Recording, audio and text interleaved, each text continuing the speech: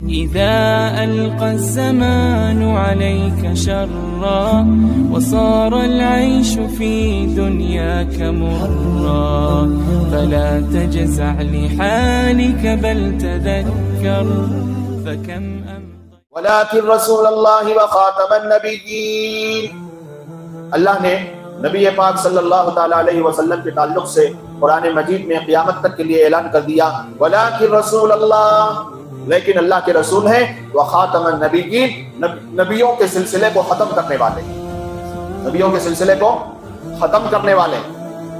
اللہ تعالیٰ نے حضرت صلی اللہ علیہ وسلم کی پیغمبری سے دین کو کامل اور مکمل کر دیا۔ اب حضور اقدس صلی اللہ علیہ وسلم کے بعد کسی پیغمبر کی ضرورت باقی نہیں رہی۔ پھر آگے کام کیسے چلے گا؟ ایک اور جماعت پیدا کر دی جن کو انبیاء کا وارث قرار دیا گیا، جن کو انبیاء کا وارث قرار دیا گیا۔ العلماء ورثۃ الانبیاء، الانجینئر ورثۃ الانبیاء ہے کیا بھائی حدیث؟ الدکتور ورثۃ الانبیاء ہے کیسا کچھ؟ اتنی بات مسلمانوں کو نہیں سمجھ میں آ رہی ہے، دین کس سے لینا چاہیے اور کسے لات مارنا چاہیے، اتنی چھوٹی بات لوگوں کو نہیں سمجھ میں آ رہی۔ بیسک جو دین سے خالی رہتا ہے جس کا دماغ، یہ ایسی گمراہیوں میں جلدی پھنس جاتے ہیں۔ جن کے پاس دین بیان کرنے کی اتھارٹی ہی نہیں ہے، ان سے بھی لوگ دین لے رہے ہیں، مسائل سن رہے ہیں، عقیدے درست ہو رہے کہتے ہیں۔ عجیب بات ہے، مجھے کبھی کبھی ہنسی بھی آتی ہے کہ ایسے بیوقوف نوجوان بھی مارکیٹ میں جو اپنے آپ کو ایجوکیٹڈ کہتے ہیں، پڑھا لکھا نوجوان انجینئر کی تقلید میں لگا ہے، ڈاکٹر کی تقلید میں لگا ہے۔ عجیب و غریب مسئلہ ہے یہ تو۔ بہرحال اب ہمارے نبی پر جب پیغمبری ختم کر دی گئی، دین کو کامل اور مکمل کر دیا گیا اور ان کے بعد کسی پیغمبر کی ضرورت باقی نہیں رہی، علماء اسی دین کی نشر و اشاعت، تبلیغ اور تفہیم کرتے رہنے کے لیے اللہ نے علماء کی جماعت کو پیدا کیا۔ جب تک انبیاء کا سلسلہ ہوگا، کوئی نبی کے ہوتے ہوئے نبی کی نیابت کا دعویٰ نہیں کر سکتا۔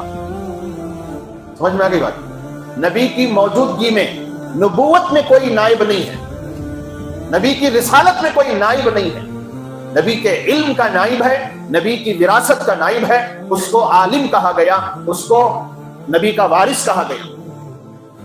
یہ بات مسلمانوں کو اچھی طرح سمجھنی چاہیے۔ انبیاء نے اور خاص طور سے ہمارے آقا جناب محمد رسول اللہ صلی اللہ تعالی علیہ وسلم نے جو دین امت کے حوالے کیا، اس کی نشر، اس کی اشاعت، اس کی تبلیغ اور اس کی افہام و تفہیم کے لیے اللہ نے آلریڈی ایک جماعت کو سلیکٹ کر لیا جو اپنا وقت، اپنا مال، اپنی جان سب کچھ لگا کر اس کے اسپیشلسٹ بنتے ہیں، پھر کہیں جا کر امت کے تک وہ دین پہنچاتے ہیں۔ اس لیے نبی پاک صلی اللہ تعالی علیہ وسلم نے الگ سے ایک جماعت کو انٹروڈکشن کروایا، علماء کی جماعت۔ یہ وہ کام کریں گے جو میں کیا کرتا ہوں، ان کی ذمہ داری وہ ہوگی جو میری ذمہ داری ہوگی۔ دیکھیے، دو قسم کی ذمہ داریاں نبی پاک صلی اللہ تعالی علیہ وسلم نے امت پر ڈالی، دو طبقے۔ ایک عام طبقہ ہے امت کا، ایک عام طبقہ ہے۔ عام طبقے کا کام یہ ہے کہ وہ جتنا مستند علماء سے سیکھیں وہ دوسروں تک پہنچاتے رہیں، جس کو آپ دعوت و تبلیغ کہتے ہیں۔ دین کی دعوت دینا اور دین کی طرف لوگوں کو بلانا، ایک اللہ کی دعوت دینا، ایک اللہ کی طرف لوگوں کو بلانا، یہ پوری امت کی ذمہ داری ہے۔ اسی کو اللہ نے کہا، خیر کیا ہے، خیرکم کیا ہے بھائی، وہ آیت ہے قرآن مجید کی، کنتم خیر امت، تم بہترین امت ہو، اخرجت للناس، جو نہ ماننے والے لوگوں کے لیے نکالی گئی، تو تم بہتر امت بن چکی ہو نا۔ اللہ اور رسول پر تمہارا ایمان ہے، اس ایمان کی وجہ سے تم ایک امت بن چکے ہو۔ اب تمہارا کام یہ ہوگا، جو لوگ امت میں شامل نہیں ہیں ان کو کیا کرو، اللہ کی طرف دعوت دے کر، دین کی دعوت دے کر امت میں شامل کرو۔ ایک سب کی ذمہ داری ہے، ایک خاص ذمہ داری ہے جس کو افہام و تفہیم کہتے ہیں، جس میں مسائل سے بحث ہوتی ہے، جس میں عقیدوں سے بحث ہوتی ہے، جس میں دل میں رکھی جانے والی باتوں سے بحث ہوتی ہے، جس میں عمل سے بحث ہوتی ہے، جس میں ایمان سے بحث ہوتی ہے، جس میں اعمال سے بحث ہوتی ہے۔ وہ کام صرف اور صرف علماء کریں گے۔ یہ فرق نہیں سمجھ میں آ رہا۔